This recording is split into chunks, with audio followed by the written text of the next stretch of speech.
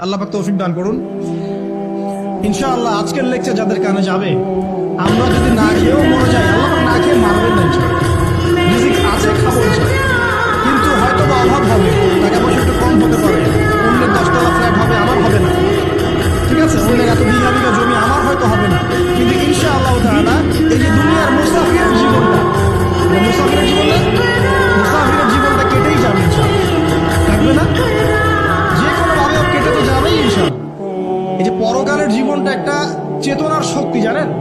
দুনিয়াতে যত বাধা বিপত্তি আসুক, গাল মন্দ খান, গিবত তহমত খান, কষ্ট হোক, নির্যাতন হোক, একটা বিষয় মনের মধ্যে শান্তি দেয়। কি শান্তি?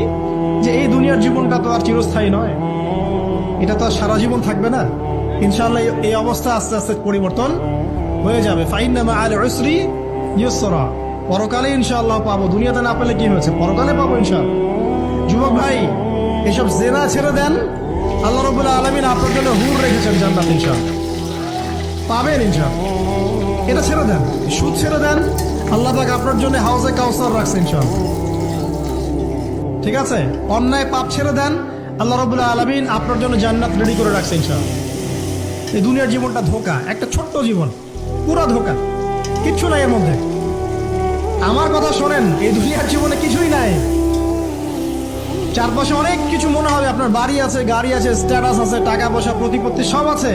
আদতে আপনি একা, আদতে আপনাকে একাই কবরে যাওয়া লাগবে, একাই আল্লাহর সাথে হিসেব নিকাশ দিতে হবে। কেউ নাই সাথে, আমারও সাথে কেউ নাই। কিন্তু আপনি মনে করছেন যে সেলিব্রিটিজম বড়, আমি পলিটিক্যাল নেতা হয়েছি, আমাকে সবাই চেনে, আমি ইকোনমিক সেক্টরে লিড দেই, রাষ্ট্রকে লিড দেই, আমি ধর্মতাত্ত্বিক ক্ষেত্রে লিড দেই, আমাকে দেখলে মানুষ বাহবা দেয়, ইত্যাদি ইত্যাদি।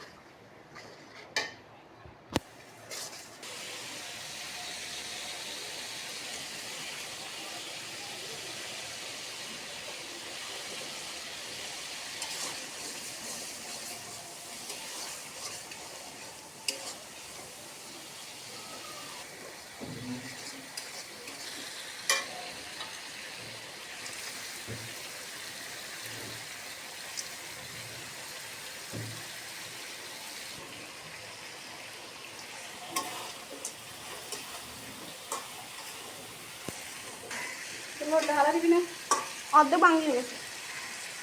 হারা জানো ইয়ে আজকে সুন্দর লাগছে না।